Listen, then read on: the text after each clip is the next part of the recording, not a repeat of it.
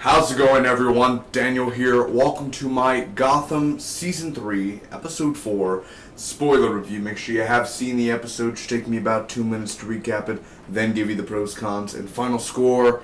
Thanks so much for joining me. So we begin this episode almost on a downer. Our boy Jim Gordon almost got killed. He was in this trance because he heard the clicking noise. And he was just going on the crosswalk, dude. So a car or a big 18-wheeler almost struck him, but a civilian saved him just in time. What do you got, man? You got a death wish? Now, Jervis, excuse me, I said Jarvis last week. Jervis Tetch, the Mad Hatter. Ah, yes, Jervis Tetch kills this guy with a big sledgehammer because why not? He's a villain. So he hypnotizes these wrestlers, and Nigma has his eye on Butch. Nigma's always going to have his eye on Butch because he sees something weird going on as Penguin is running for mayor. Now, Selina is caught in a back room, and Oswald is doing this speech. Now, he has this slogan, instead of Make America Great Again, well, in Gotham, it's Make Gotham Safe Again. So, Bruce saves Selina. Selina's in trouble. She's about to get her finger cut off from these two weird guys. Bruce, by Bruce I mean Bruce's doppelganger, number 5, or whether you want to call him Hush, whatever. I don't think he's Hush, just from the look of it, but he could be Hush. I mean, who knows to be sure. I mean, it is Bruce Wayne, a clone, or the identity and the look, and they put his face, so it could be Hush, man, for all we know. He saves Selina, and she ends up noticing that it's not Bruce. Like, you're not Bruce. Like, she actually sees that. And Jervis comes to the GCPD in order to get his sister Alice, because she is in holding there. Now, he gets Alice, and Jim almost shoots himself in the head, so Jim is on a 48-hour suicide watch. So Alice is in this dress, and he's getting the blood out. Jervis is trying to suck the blood out with a needle so he can use it. You know, he's like, if you don't work with me, if you don't do what I tell you to do, then I will, like, mix it in a fountain drink, you know, a public fountain drink. And of course, anyone who comes in contact with Alice's blood, like something, they get infected and they literally turn into like weird monsters, or just an alternate version of themselves that is horrible. So, Bruce ends up kissing Selina, or the doppelganger of Bruce kisses Selina, which is actually a very, interesting scene. Interesting, at least he did the moves, man. All he did was just shut up, like, no talking, and then just reached in for it, and she allowed it. She allowed it, so that's Selina's doing right there. Now, Lee is still in love with Jim, and she says, I was waiting every single day for you to come to the house and tell me, like, you know, remember the first episode of Season 3 where Jim looks through the window and she's with Mario? I told you. All he has to do is knock on the door. He still could have knocked on the door. Everything would have been fine. But you didn't do it. You didn't do it, Jim. I wouldn't have traveled all that way just to leave. It doesn't make any sense. So Jim and Bullock end up showing at Jervis' place, this amusement place that he is at, and Alice is killed. So Jervis escapes, Bruce ends up leaving, he actually jumps off a roof, and Alfred and the real Bruce Wayne actually witness it. He jumps off the roof, and he literally, 20 stories high, 15 stories high, and he actually survives. So he has this sort of weird powers there. I did not expect that. I'm like, oh my god, they're killing Bruce's doppelganger this easy? No. He has these powers going on. So the Court of Owls end up taking him, which is something I'm not very excited for. Barnes is infected by Alice's blood because he's being really, he's being a stupid idiot. Because I don't know why they didn't clean up the blood. I don't know why he's the irony and the coincidence of the blood falling into his eye. Either way, Nigma is now the chief of staff because Penguin is now mayor of Gotham City. Now on to the pros and cons. Even though I called Barnes a stupid idiot, doesn't mean he is, man. I'm messing around with you. Michael Chiklis, I love him, man. Ever since he entered Season 2 of Gotham, I've really enjoyed the character of Barnes. And Season 2 was more of a realistic ground in this sort of world that they've created. And for sure, man, you know, What's going to happen to Barnes now? It's kind of scary on where it's going to lead him to. Is he going to be a villain? Is he going to turn to be, is he still going to be the Barnes that we know and love? How's he going to change? Is he going to change for the better? Is he going to change for the worse? So that's something interesting that they're going to, the new story arc that they're setting up. Like I said last week, the actor who played Jervis did a really awesome job being creepy and being disturbing. And I love the way the cinematography, every single week I love the cinematography on Gotham. I've loved it since season 1, and the tone and the lighting, the way that it's filmed. And there's a lot of great cinematography and a lot of beautiful shots with the Mad Hatter, Jervis Tetch, just literally standing there, and you see his shadow, you see his silhouette, and it's very, very just like that beautiful photography, beautiful cinematography.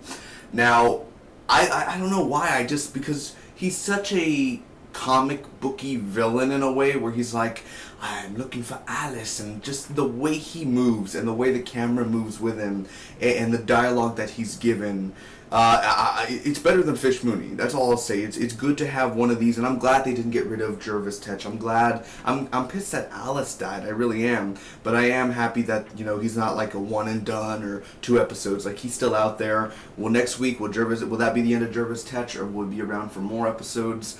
I'm hoping he doesn't die. I'm hoping they either just capture him and they send him to Arkham Asylum, because that would make the most sense. And since I mentioned Fish Mooney, that's another pro, just like it was last week. We have not got one single word or one single hint where Fish Mooney is, and I hope it stays that way. We don't need to see Fish Mooney anymore. I think she ran away from Gotham already. Please don't bring her back. I don't care. I don't want to see her anymore. Gotham's doing just fine without Fish Mooney.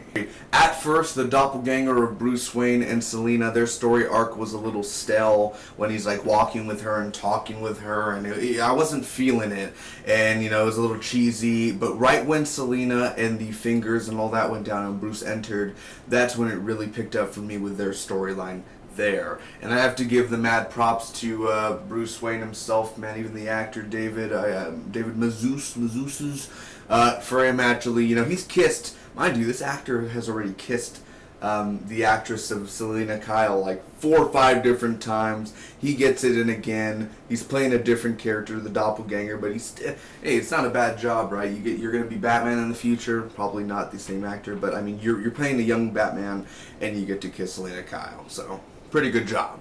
Now, last week I told you guys that I don't know how I feel about the Penguin being mayor, him running for mayor, and it kind of feels rushed. It feels very rushed, like he's already mayor now, and the elections went fast. I guess it's a day election, because that was pretty quick. That was too quick for an election, but again, Penguin was pretty awesome this week, or this episode. Robin Lord Taylor is just knocking it out of the ballpark every single week.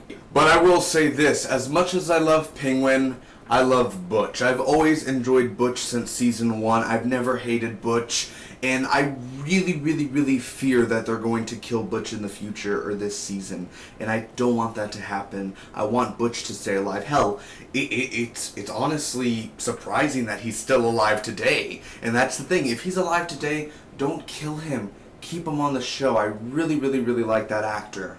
Just because Edward Nygma is out, don't ruin Butch's character. Butch was doing just fine until Nygma showed up. So if that means Nygma's going to be around more and you're going to ruin Butch's character, I'm not going to like that. Another thing that really wrinkles my sprinkles is Alice being dead. The way that it was done. Because, maybe the thing, like, there was wood there. There was a barrier right there.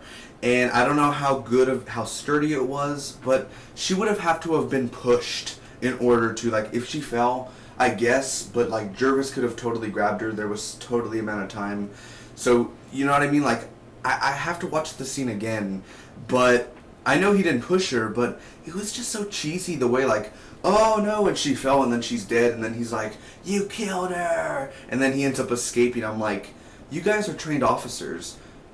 What, Jim, Bullock, you're not stormtroopers. How are you missing the shots? The guys are literally big guys. They're big targets.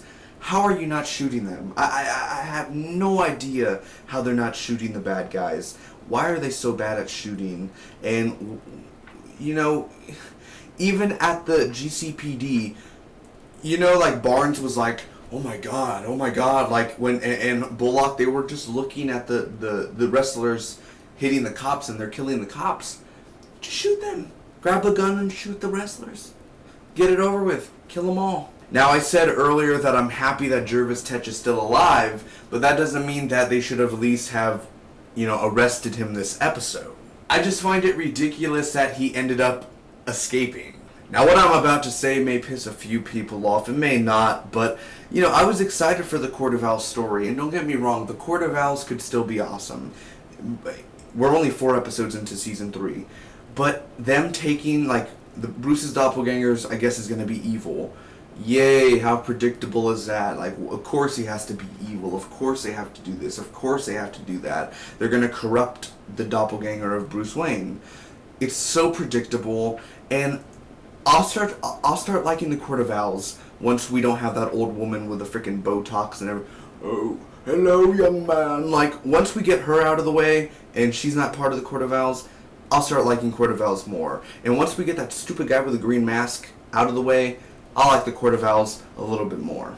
And last but not least, something that's been really hurting my head over the past 2 weeks or the past 2 episodes. Where is my Poison Ivy? I mean, I'm just saying, I need to see my Poison Ivy. Anyway, this week's episode of Gotham was just good, not great. Although I did enjoy this episode more than last week's. I'm gonna give Gotham Season 3, Episode 4, a solid B. Thanks for watching, everyone. If you enjoyed, make sure to smack the like button. You can comment down below, tell me what you guys thought about the episode. Do you agree? Do you disagree? You can share this review with your friends and hit that subscribe button for more awesome Gotham reviews weekly. Till next time, join the Big D Nation. The road to 500 has begun. Bye-bye.